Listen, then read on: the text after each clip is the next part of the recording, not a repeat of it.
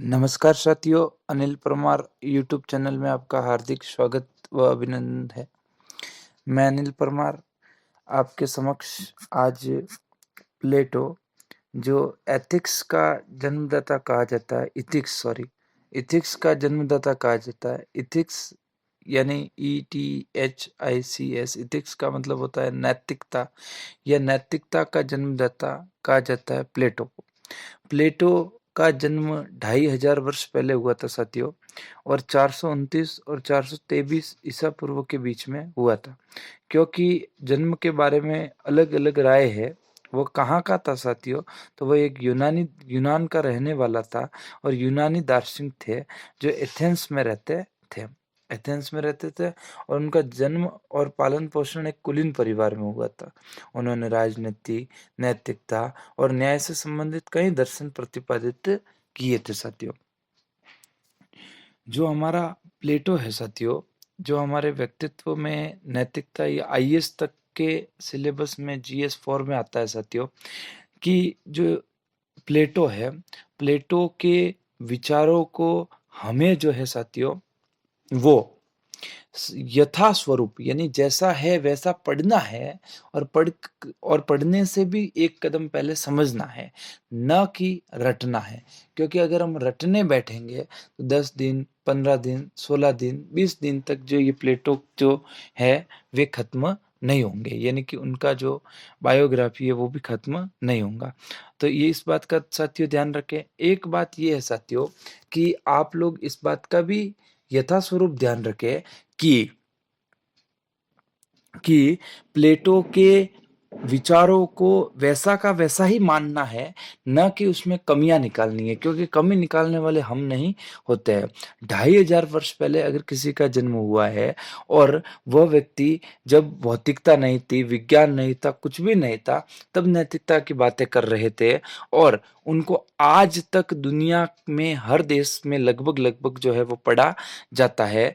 तो इसका मतलब ये हुआ कि हम जो है, हमारी दूसरी, तीसरी, चौथी पीढ़ी तक के भी नाम नहीं जानते हैं, जबकि हम प्लेटो को जान पा रहे हैं। तो इसका मतलब प्लेटो एक महान व्यक्ति थे साथियों। तो इसी के साथ मैं अपने प्लेटो के परिचय शुरू करता हूँ साथियों। प्लेटो एक यूनानी दार्शनिक थे, जिनका जन्म एथेंस में हुआ था। जैसा कि मैं पहले बता चुका हूँ साथियों, वे प्राचीन यूनानी इतिहास के महत्वपूर्ण व्यक्तियों में से एक थे।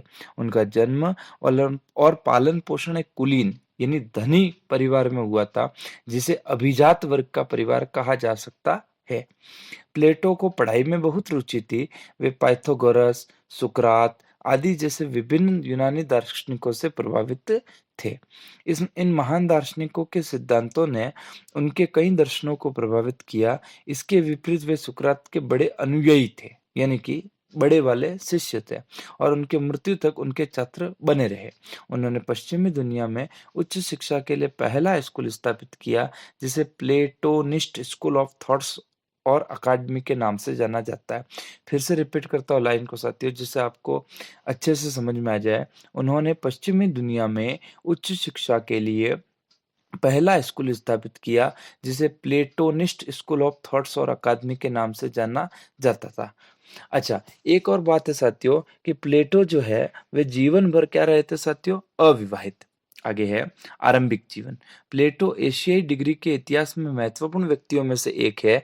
उनका जन्म एथेंस में 429 ईसा पूर्व और 423 ईसा पूर्व के बीच हुआ था। यह युग पेलोपोनेसियन युद्ध के करीब था। प्लेटो एक उच्च वर्गीय परिवार से ताल्लुक रखते हैं। उनके पिता अरिस्टन एक कुलीन परिवार से ताल्लुक रखते हैं। उनके पिता का भगवान पोसिडोन के लिए ऊपरी हाथ था, जबकि प्लेटो की मां पेरिक्टिन सम्राट सोलोन और 30 तानाशाहों से संबंधित थी। मैंने यह दो नाम लिए, एक तो पोसिडोन जो पिता है, और पोसिडोन जो पोसिडोन जो व्यक्ति है संत, उनसे जो है प्लेटो के पिताजी बड़े प्रभावित थे। जबकि मैंने माँ का नाम लिया पेरिक्टिन। अच्छा, 30 तानाशाह सर्वोच्च शक्ति थे, जिन्होंने एथेंस पर दावा किया और उस पर शासन किया।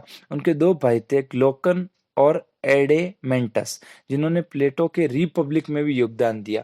अब ये रिपब्लिक क्या है साथियों, ये इनकी बड़ी ही प्रसिद्ध किताब है, प्लेटो सुकरात को मानते थे और उनका अनुसरण करते थे। प्लेटो का असली नाम अरस्तु था, हालाँकि वह खुद को प्लेटो ही कहते थे। हम जो प्लेटो को पढ़ते हैं साथियों, तो जो प्लेटो है, वो सुकरात के शिष्य है और प्लेटो का वास्तविक नाम अरस्तु था।